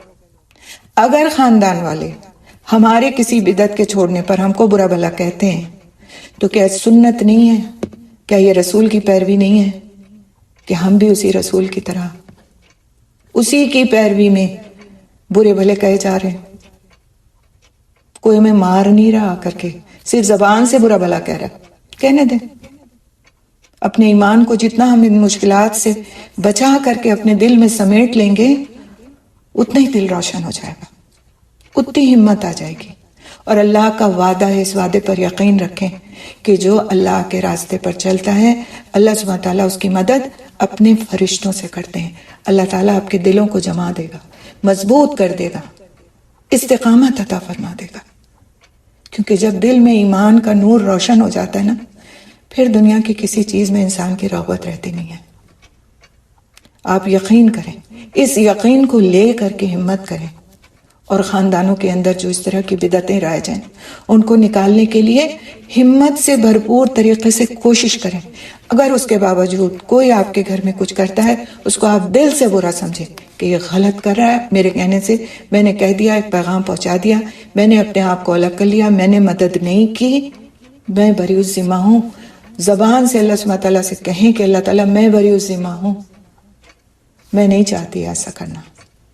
لیکن مدد نہ کریں. پھر ایسے معاملات میں کیا ہوگا آپ کے ساتھ؟ حد سے حد کیا ہوگا؟ آپ کو گھر سے نکال دیا جائے گا نا کچھ دنوں کے لیے، آؤٹ آف فیملی کر دیا جائے گا، خاندان سے الگ کر دیا جائے گا. پھر اس کے بعد پھر آپ کی ضرورت محسوس کی جائے گی اس گھر میں. اور جس کے ساتھ اللہ ہو اس کو پھر کیا ڈرنا ہے؟ جس نے اللہ کے خاطر غلط کاموں کو چھوڑا ہو اس کو ڈرنے کی قطعی ضرورت نہیں. اور یہ ہمت ہمارے اندر کیسے آتی ہے؟ جب ہم اللہ کا کلام پڑھتے ہیں، جب ہم اس کے وعدوں کو پڑھتے ہیں، جب ہم یہ پڑھتے ہیں رسول کی حدیثوں میں کہ تمہارے ساتھ اللہ کی مدد ہوگی اگر تم اللہ کے راستے پر استقامت کے ساتھ چلو گے، تو ہمارے اندر ہمت آتی ہے. جب ہم کوئی چیزیں پتہ ہی نہیں ہوتی تو ہم شیطان کی ٹریپ میں آ جاتے ہیں کہ اگر ہم نے یہ نہیں کیا تو یہ ہو جائے گا، ہم اس سے ڈر رہے ہوتے ہیں، اس سے ڈر رہے ہوتے ہیں، اس سے ڈر رہے ہوتے ہیں، 10 طرح کے خوف ہمارے دل کو جکڑ لیتے ہیں۔ اور جب ہمارے اندر اللہ کا خوف، حقیقی ایمان، نور ہوتا ہے ایمان کا، تو ہمیں ڈر نہیں لگتا پھر لوگوں سے، پھر ہمیں اللہ سبحانہ تعالیٰ اپنی رحمت سے استقامت عطا فرماتے ہیں۔ اگلا پوائنٹ ہم دیکھتے ہیں انشاءاللہ تعالیٰ، عبادت میں خاص طور پر نماز میں احسان کرنا۔ عبادت میں خاص طور پر نماز میں احسان کرنا، یہ احسان کیسے کیا جائے گا؟ لوگوں پر تو احسان کرنا ہمیں پتہ ہے، ان کو پیسے کوڑی دے کر کے تو ہم احسان کرتے رہتے ہیں، کبھی کچھ کھلا دیا، پلا دیا، احسان کر دیا، لیکن نماز میں احسان کیسے ہوگا؟ عبادت میں احسان کیسے ہوگا؟ چونکہ نماز اسلام کے بہت بڑے ارکان میں سے ہے، اس لیے شیطان اس بات پر حریص ہے کہ لوگوں کو اس سے روک دے، یا تو ان سے نماز کو چھڑوا دے، یا نماز کو ہلکا اور معمولی بنا دے۔ تو اسی لیے کتاب اور سنت میں وارد ہوا ہے، جو گویا دلیل ہے نماز کے اہتمام پر، کہ اللہ سبحانہ تعالیٰ فرماتے ہیں یقیناً فلاح پا گئے مومنین، وہ لوگ وہ اپنی نمازوں میں خشوع کرتے ہیں۔ سورۃ المومنون کی آیت نمبر 211 ہے، جس میں ان لوگوں کو فلاحیاب کہا گیا ہے، کامیاب کہا گیا ہے، جو اپنی نمازوں میں خشوع کرتے ہیں۔ خشوع کا مطلب کیا ہے؟ کہ اللہ تعالیٰ کی پورے خوف اور ہیبت کو اپنے اوپر طاری کر کے، اور اسے ایک اچھی امید کے ساتھ، محبت کے ساتھ اس کے سامنے کھڑے ہوتے ہیں۔ جب حضرت عائشہ رضی اللہ تعالیٰ عنہ نے رسول اکرم صلی اللہ علیہ وسلم سے نماز میں دوسری طرف متوجہ ہونے کے بارے میں سوال کیا، تو آپ صلی اللہ علیہ وسلم نے فرمایا کہ وہ اچکنا ہے، شیطان اس کو اچک لیتا ہے تم میں سے کسی ایک کی نماز میں سے۔ صحیح بخاری کی روایت ہے۔ حضرت عثمان بن ابی العاص رضی اللہ تعالیٰ عنہ رسول اکرم صلی اللہ علیہ وسلم کے پاس آئے اور فرمایا بے شک شیطان تحقیق وہ حائل ہو جاتا ہے میرے اور میری نماز اور میری قرات کے درمیان، وہ اس کو یعنی نماز کو مجھ پر مشتبہ کر دیتا ہے، یعنی مجھے پتہ نہیں چلتا کہ میں کیا پڑھ رہا ہوں یا کتنی رکعتیں میں نے پڑھی ہیں۔ تو آپ صلی اللہ علیہ وسلم نے فرمایا یہ شیطان ہے، اس کو خنزب کہا جاتا ہے، یعنی اس شیطان کو خنزب کہا جاتا ہے، اس کا یہ نام ہے، جو تمہاری نماز میں تم کو اس طرح سے وسوسہ ڈالتا ہے۔ تو جب تم محسوس کرو کہ وہ آ گیا ہے تو اللہ سے پناہ لو اس سے بچنے کی، اور اپنے بائیں طرف 3 بار تھتکار دو۔ انہوں نے فرمایا تو اس میں انہوں نے فرمایا تو میں نے اس فعل کو کیا، یعنی کہ جیسا کہ رسول اکرم صلی اللہ علیہ وسلم نے فرمایا اس فعل کو میں نے کیا کہ اعوذ باللہ پڑھ کر کے اور 3 بار بائیں طرف تھتکار دیا، تو اللہ تعالیٰ نے اس کو یعنی خنزب کو مجھ سے، اللہ تعالیٰ مجھ سے لے گیا، مجھ سے دور کر دیا، اللہ سبحانہ تعالیٰ نے شیطان کو مجھ سے دور کر دیا، اور یہ مسلم کی روایت ہے۔ تو یہ ایک طریقہ بتایا گیا کہ کس طرح سے اگر نماز میں شیطان بہکا رہا ہے آپ کوئی سورت پڑھ رہے ہیں، آپ 10 دفعہ پڑھتے ہیں سورت، نماز میں پڑھ رہے ہیں، آپ اٹک گئے، تو اب کیا کریں؟ اعوذ باللہ من الشیطان الرجیم پڑھیں، بائیں طرف تھو تھو تھو ایسے کر کے تھتکار دیں، اور اس کے بعد پھر اپنی نماز جاری کر لیں، کمپلیٹ کر لیں نماز۔ تو یہ ایک طریقہ کار بتایا گیا، اس شیطان کا نام بھی آپ صلی اللہ علیہ وسلم نے بتا دیا۔ اور آپ کو پتہ ہے کہ یہ عثمان بن ابی العاص جو تھے یہ یمن کے گورنر تھے، ان کو گورنر بنا کے بھیجا گیا تھا، طائف کا گورنر، اور صرف اس ایک بات کو پوچھنے کے لیے کہ میرے ساتھ نماز میں ایسا ہوتا ہے، آپ صلی اللہ علیہ وسلم کے پاس آئے یہ مدینہ منورہ، اور مدینہ منورہ آ کر کے تو آپ نے یہ سوال کیا آپ صلی اللہ علیہ وسلم سے۔ آپ سوچیں مدینہ طائف سے مدینہ منورہ کی دوری اس وقت اونٹ پر بیٹھ کر کے طے کرنا کوئی آسان کام نہیں تھا، لیکن نماز کی فکر کہ میری نماز میں ایسا ہو رہا ہے، کیا کروں میں؟ تو آپ دیکھیں کہ اس زمانے کے لوگوں کی یہ جو فکریں تھیں، اسی کے نتیجے میں ان کو ایسی نمازیں حاصل تھیں کہ ان کے جسموں میں تیر لگے ہوتے تھے، اور ان سے کہا جاتا تھا تیر نکال دیے جائیں، تو کہتے تھے جب نماز کے لیے کھڑے ہو جائیں نا تب نکال دینا، تو مجھے پتہ نہیں چلے گا، اس کے نکلنے کی تکلیف نہیں پتہ چلے گی۔ کیونکہ وہ اتنا مشغول ہو جاتے تھے اپنے رب سے ملاقات میں، اتنا انوالو ہو جاتے تھے کہ انہیں ہوش نہیں رہتا تھا کسی بات کا۔ اور آج ہمارا حال کیا ہے، ہماری نمازوں کا حال کیا ہے؟ تو ہمیں بہت زیادہ اللہ سبحانہ تعالیٰ سے پناہ مانگنے کی ضرورت ہے کہ اللہ تعالیٰ ہمیں شیطان کے شر سے محفوظ رکھے۔ ابو سعید خدری رضی اللہ تعالیٰ عنہ سے روایت فرمایا کہ رسول اکرم صلی اللہ علیہ وسلم نے ارشاد فرمایا، جب تمہارے سامنے سے کوئی چیز گزرے، یعنی نماز پڑھتے میں، اور وہ جب تمہارے سامنے سے کوئی چیز گزرے اور وہ نماز پڑھ رہا ہو، یعنی نماز کی حالت میں تم ہو اور کوئی چیز سامنے سے گزرے، تو چاہیے کہ اس کو روکے۔ پھر اگر وہ انکار کرے نہ رکے تو چاہیے کہ وہ اس کو روکے۔ پھر اگر وہ انکار کرے نہ رکے تو اس سے لڑے، کیونکہ بے شک وہ شیطان ہے۔ متفق علیہ۔ یعنی کہ آپ نماز پڑھ رہے ہیں اور کوئی بھی آپ کے سامنے سے، جیسے مثال کے طور پر کوئی شخص گزرنے لگے تو ہاتھ سے اس کو روک دیں۔ بعض وقت ایسا ہوتا ہے کہ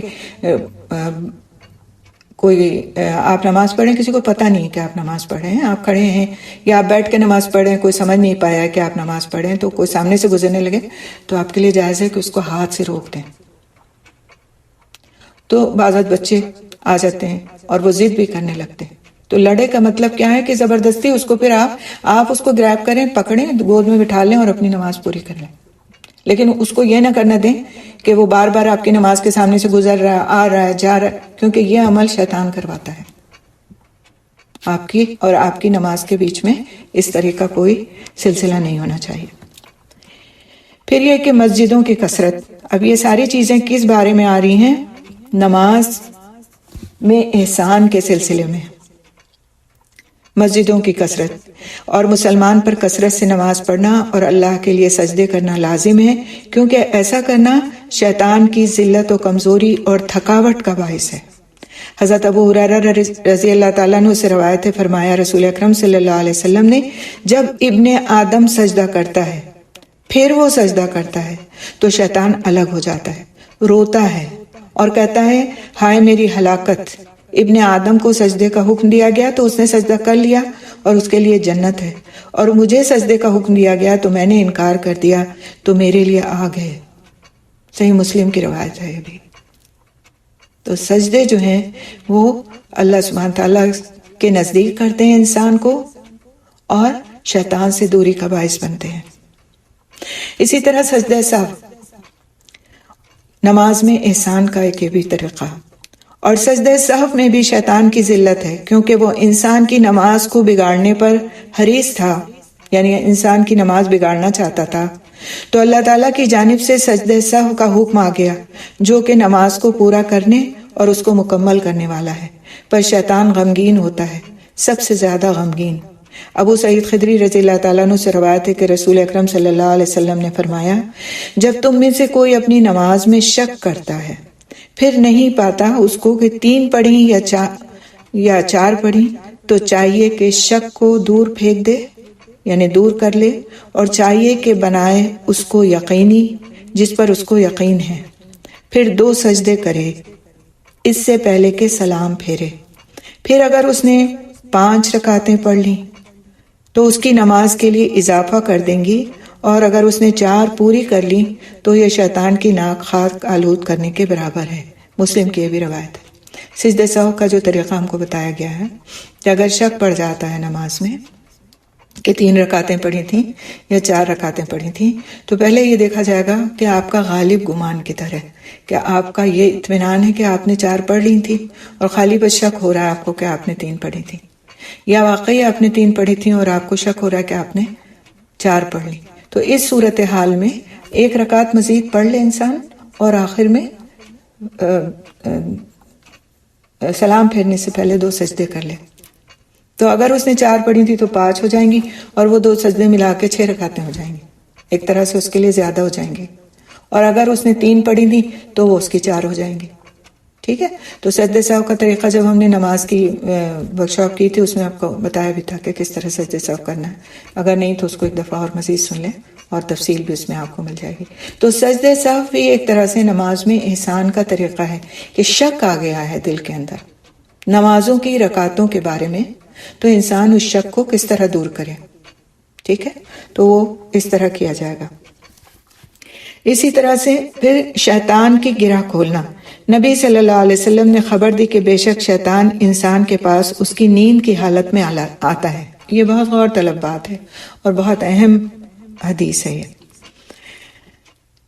شیطان انسان کے پاس اس کی نیند کی حالت میں آتا ہے اور اس کو رغبت دلاتا ہے نیند جاری رکھنے پر، اور گرہ لگاتا ہے اس کے لیے تین گرہ ہیں۔ کون سی گرہ ہیں؟ وہ شیطانی گرہ ہیں۔ تو جب انسان قیام یعنی نماز پڑھنے کا ارادہ کرتا ہے تو شیطان اس کو بٹھا دیتا ہے، یعنی سلا دیتا ہے، اس سے یہاں تک کہ فوت ہو جاتا ہے اس سے قیام اللیل کا اجر اور اللہ کے ذکر کا اجر۔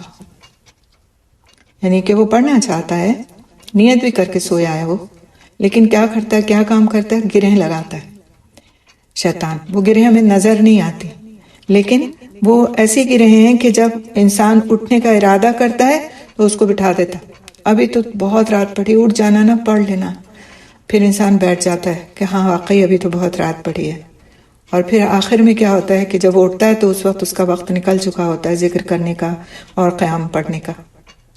حضرت انس رضی اللہ تعالیٰ عنہ نبی صلی اللہ علیہ وسلم سے روایت فرماتے ہیں کہ آپ صلی اللہ علیہ وسلم نے فرمایا، گرہ لگاتا ہے شیطان گدی پر تم میں سے کسی ایک کے سر کی جب وہ سو رہا ہوتا ہے، 3 گرہیں مارتا ہے، ہر گرہ کی جگہ پر تم پر ابھی، ہر گرہ کی جگہ پر تو، اور کیا اس کو سکھاتا، کیا سمجھاتا، کیا ہے؟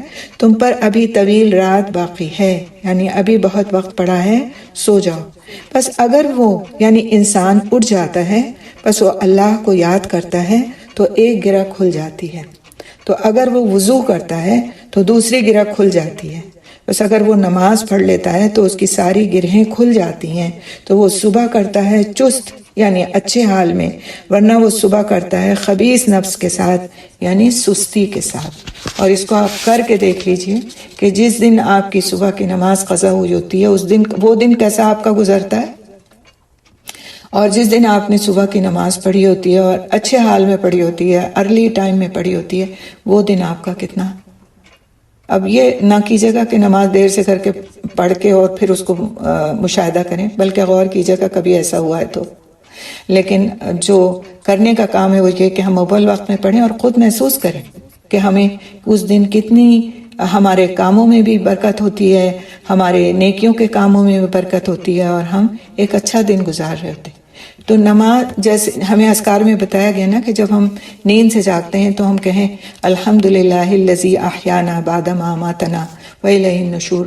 تو جب ہم یہ دعا پڑھ لیتے ہیں نا تو ایک گرہ کھل جاتی ہے۔ جب اللہ کا ذکر کر لیتا ہے انسان، شکر ادا کر لیتا ہے، ایک گرہ اس کی کھل جاتی ہے۔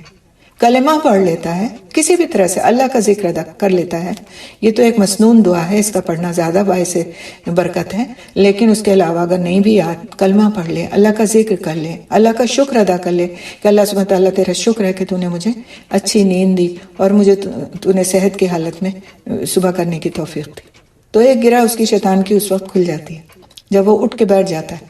اب اس کا یہ کام ہے نا کہ اب وہ اگلا کام کرے گا، پھر وضو کر لیا اس نے، پھر دوسری گرہ کھل گئی، اور تیسرا کام اس نے یہ کیا کہ اس نے نماز پڑھ لی، تو پھر وہ بالکل چاق و چوبند ہو گیا۔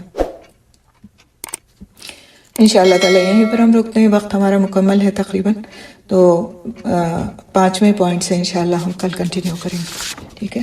سبحان اللہ بحمدہ، سبحانک اللہم بحمدک، نشہد ان لا الہ الا انت، نستغفرک نستغفرک نستغفرک نتوب الیک۔ السلام علیکم ورحمۃ اللہ وبرکاتہ۔